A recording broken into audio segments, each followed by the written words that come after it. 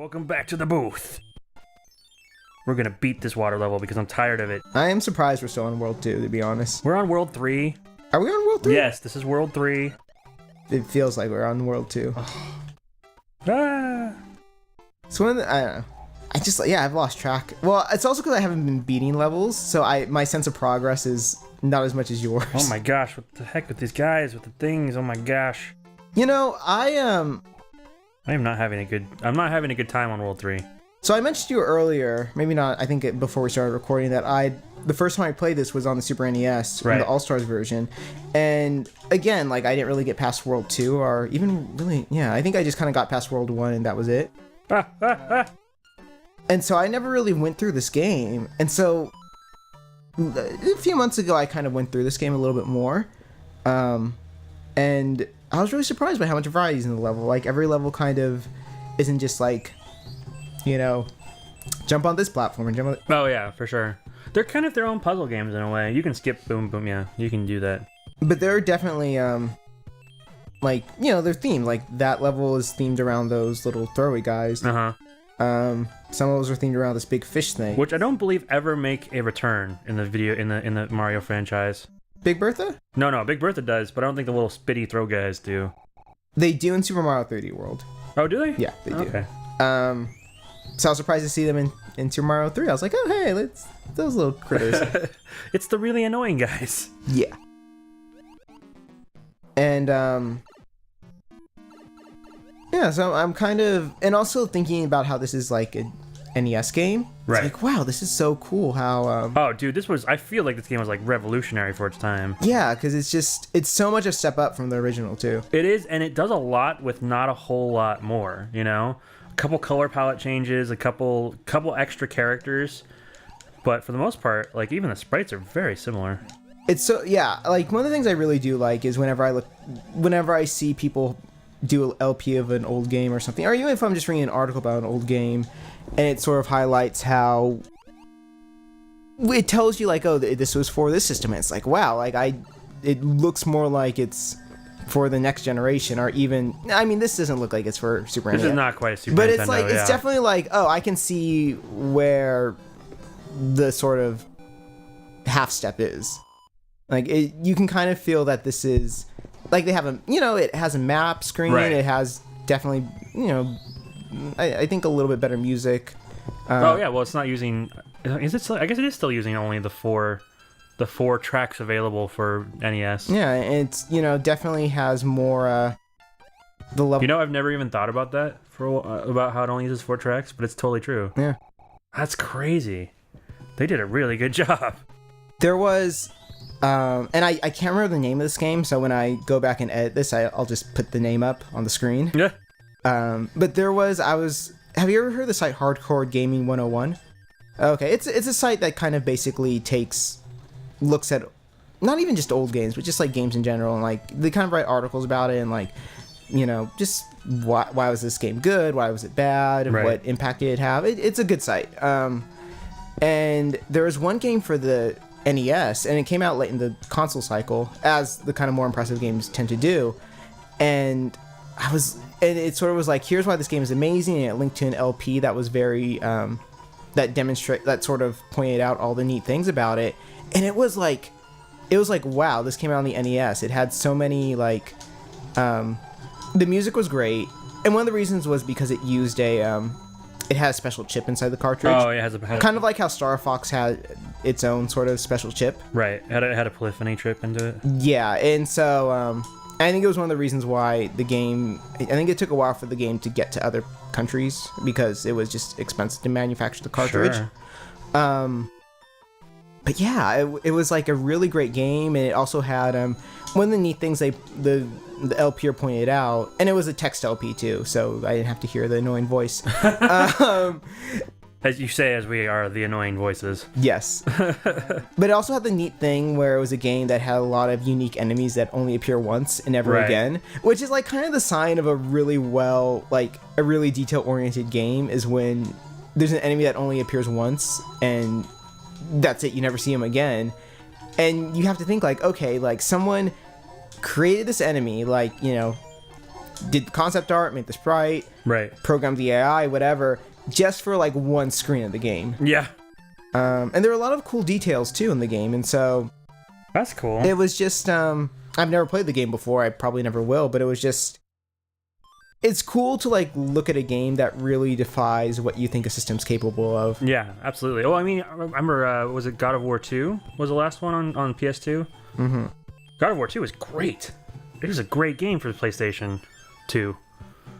It had a lot. It didn't feel like a PlayStation game in a lot of ways.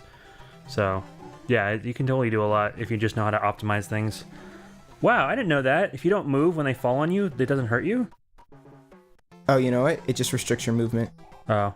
No. I mean, like, if you weren't, one fell on you when you were just standing still and it didn't latch onto you. You have to jump around for it to get off of you.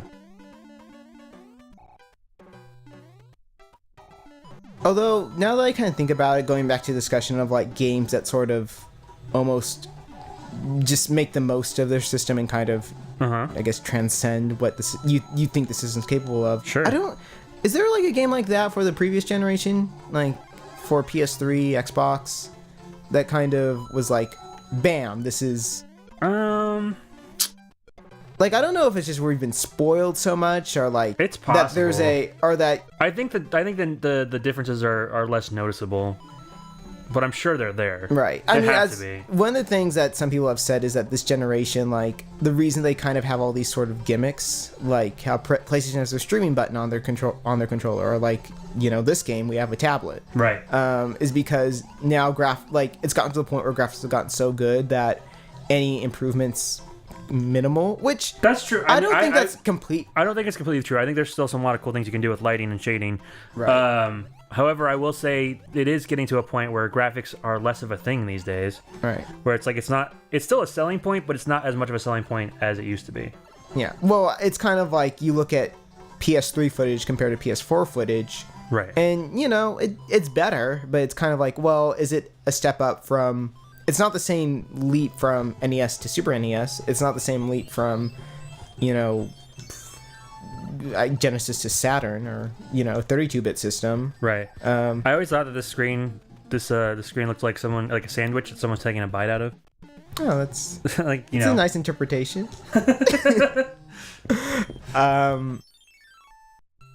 Yeah, it's just the leap this generation isn't as big. Like, even the leap between PS2 and PS3, like that generation, it's still pretty like noticeable. Yeah. Like, I go back to a PS2 game and it's like, oh, this is very blocky, but and you know, the leap this generation wasn't as much, and so now we have all these. Well, it's also, I think there's a strange acceptance of indie games these days, or a strange influx, not a strange influx, but a good influx of indie games, which obviously don't have the graphic wherewithal like any AAA title does, and people are okay with that. I think there is a little bit of a game design renaissance going on. Yeah. Oh, there's definitely, it's so weird. There's definitely a crowd of. I want to finish this topic about game, like, you know, graphics and stuff, but there's definitely a weird crowd that seems to be very much against indie games. Really? I have never heard about this. Well, I'll get into it later, but I don't get into it now, really. No, like, I think like, have you ever heard an article that's really critical of Journey? Yes. Yeah, like, there seems to be a crowd, and I mean, I don't know if I would consider Journey an indie game, so I might. It's kind of that you know, Warner independent, like, it's an indie game that has a nice backing of like of a large publisher, you know. Yeah. But there's just definitely like a lot of people that kind of almost resent these games that are like successful and not super high tech. Well, I think there are a few factors. One is game length. A lot of these indie games don't tend to be super, like, you know, Final Fantasy. Like, I don't know what. I don't think there's been a game that has been Final Fantasy length that hasn't been an MMO in a very long time. Yeah. Okay. But I guess like 20 hours seems to be the sort of point where people are like, okay, I'm satisfied with the game length of this game. Right. Like, I think that 20 hours is kind of the sweet, like, almost the minimum. Maybe 15 hours. But, so I think there's some people that resent the fact that, like, games like Journey, Gone Home, Gone Home I don't really like, but but Gone Home has gotten way more criticism than Journey as well. Sure. So it's. But I think, well, yeah, if it's a game that's an indie game that turned out to be not as good as... I thought that was supposed to be a Hammer Brothers suit. Well, Tanuki. Well, it's funny. There's a big, there's a big discrepancy between like certain reviews. Like there are people who love that game and think it's great. Gone Home? Yeah, there's a lot of people who think it's a great game. But then there are a lot of people who think that it's just trash and it's like, it's super overrated. And I kind of belong to the middle camp. Like I don't think it's trash. I think it's like it's cool. It's okay, but I don't think it deserves the accolades it got. Right. And I think a lot. Also, I think if it had sold for cheaper, like if it had been a $5 game as opposed to a $20 game, I think people would have gone easier on it. Can you make money off a $5 game? I don't know. I have no idea. But I mean, a ton of games on Steam sell for $5-10. It's true. That is true. I'll give it that. I mean, the guy who made Cave Story, he originally made a pretty good free game, and now he's probably making a decent amount of money with all the different ports and all that stuff. That's true. Oh man, that is an awesome game. We should play that game. Yeah. But going back to my original point on indie games, it seems like there are some people who kind of resent the fact that one, they're significantly shorter, two, the gameplay mechanics aren't as... I would say their complaint is that the gameplay mechanics are too simplistic, which I kind of disagree with. Yeah. I think a lot of people just sort of say that... That's funny. A lot of people, like, when I see a criticism of Journey, a lot of people say that, oh, it's just you're just walking the entire time. Right. And you just get from point A to point B. Well, the game is called Journey.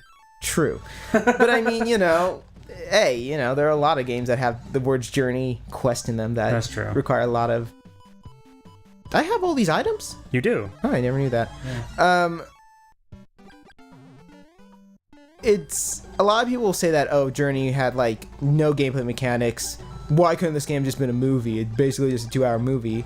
And when I played Journey, like, especially the first time I played Journey, when I wasn't used to the game, movement. Right. It was not as easy as some people say it was. Right. And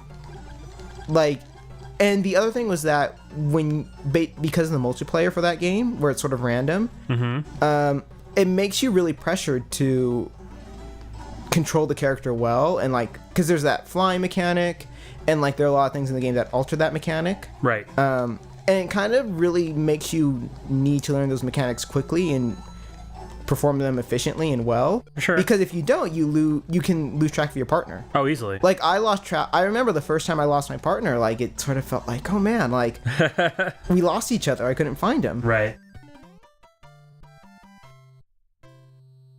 Like, and looking back at this game, like, the platforming mechanics in Journey, like, they're, like, on par with this game. And oh, yeah. No one really says Super Mario Bros. 3 has mechanics that are too simple. Like, that's true. No one says that this is a walk. I think another thing that has spawned as of recently is that there's a lot more people that are very genre, like they like a specific genre of games, and will just hate other games because they're not that genre. And the genre could even be like Call of Duty games. I'm not saying. Oh, there's a big hate for Call of Duty. Like, oh no, for sure. There's like the completely other side. That's absolutely radical. Like, if anyone makes fun of Gone Home, they're like, go back and play your Call of Duty, man. Oh, for sure. Because, like, I mean, there's a lot of people out there that love Call of Duty, and I like Call of Duty. I'm not against it. But, I timed this totally wrong. Ah.